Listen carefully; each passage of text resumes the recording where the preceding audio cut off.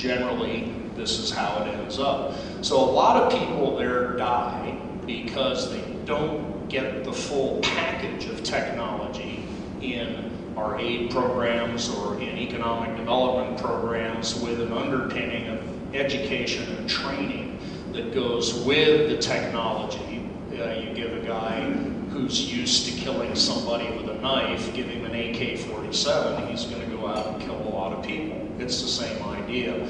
So our system of government, electoral democracy, overlain over a culture which is dominated by the rural elites that I described earlier, is a process. It's something which will take a lot of time to bring to the people in a way that they can understand it, let alone adopt it. And the same thing goes for cars and computers and guns and all of the agricultural technology and other elements of development assistance that we take to them.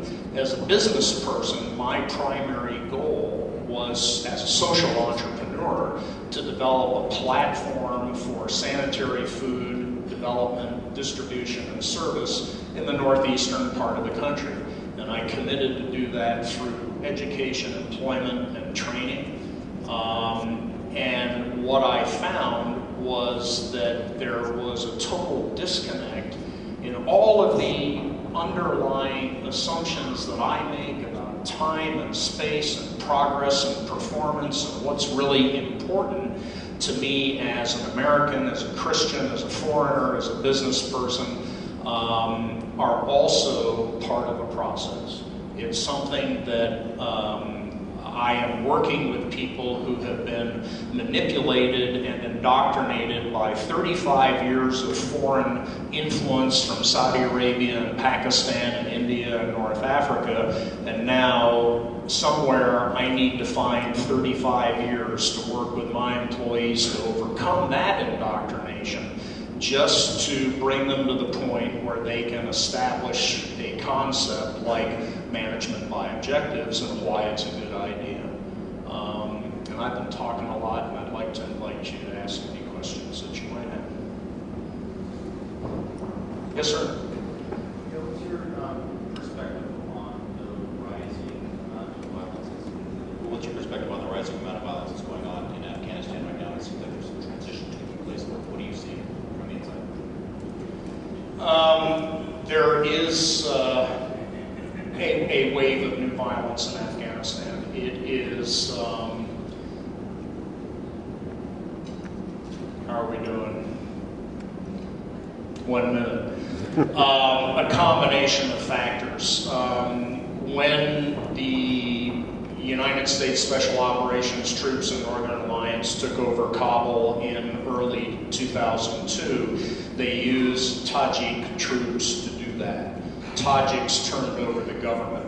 It was Pashtuns who lived and died in Afghanistan during the jihad against the Soviets, and they were denied what they viewed as their rightful place in the government.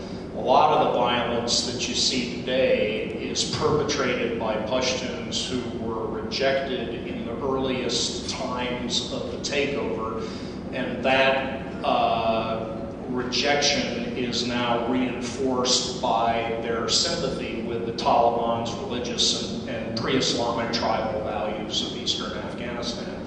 So it has to do with the Pashtun people, it has to do with Taliban people, it has to do with ex-communists also who are stirring up trouble, and it has to do with anybody for whom violence and chaos enhances their possibilities for opportunism in the country. And it sounds a little theoretical, but it's true. Everybody's got a stake in what they view as a static pie. There is no growing pie and no share of prosperity in Afghanistan. There is only an available small slice of what's there now. Either you get it or I get it. If you get it, I don't. And I think that's what it's all about.